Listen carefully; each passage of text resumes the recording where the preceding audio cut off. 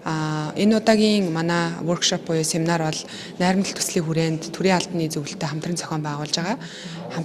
Оролцоо буюу олон талт ялгаатай байдлыг хүлээн зөвшөөрөх сэтгэлгээ гэсэн ийм сэдвээр явагдаж байна. 2 өдөр явагдана. Тэгээд гол ач холбогдол нь болохоор 40 гаруй төрийн албан хаагчдыг хамруулад ажлын байран дээрээ олон талт ялгаатай байдал, оролцоо, олон ургалж үзлийг хэрхэн яаж харж ийн, ажлын байран дээрээ олон талт ялгаатай байдлыг хэрхэн яаж бид нар хамруулан олон хүнийг нэг ч хүнийг орхихгүйгээр ажлын байран дээр оролцоог нь хэрхэн яаж хангах вэ гэдэг дээр ярилцаад явж байна. За тэгээд мэдээж сургалт гэхээсээ илүү семинар буюу workshop илүү багийн үйл ажиллагааг дэмжсэн байдлаар оролцож байгаа. Тэгээд маш олон сонирхолтой багийн ажлууд, бие бинийгээ сонсох, ойлгох маш олон аргачлалуудыг ашиглаад явж байгаа учраас эдгээр төрийн албан хаагчид маань дараа нь 2 өдрийн турш сурсан мэдсэн зүйлээ баг хамт олондоо очоод ажлын хамт олондоо цаашаага түгээн дэлгэрүүлэх, багийн ажлууд зохион байгуулах, олон талт ялгаатай байдлыг харуулсан маш олон нийгэм рүү чиглэсэн ажлуудыг хийх байхаа гэж найдаж байна.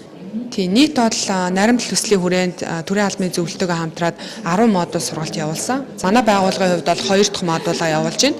Өмнө нь бас 40 төрийн албан хаагч хамрагдаад тэгээд энэ удаагийнх бас 40 төрийн албан хаагч хамрагдчихаа. Тэгэхээр нийтдээ бол бусад 8 модуль дээр бас нэг модуль дээр 40 төрийн албан хаагч гэхээр 400 гаруй төрийн албан хаагчдыг энэхүү доктортой хөгжлийн үзэл санааг ялангуяа багийн ажлаар хэрхэн яаж бид нар баг хамт олон дээр ажлын байран дээрээ яг илүү бодиттой байдлаар хэрэгжүүлэх вэ гэдэг дээр энэ тал дээр хамтарч ажиллаад явж байгаа гэсэн үг.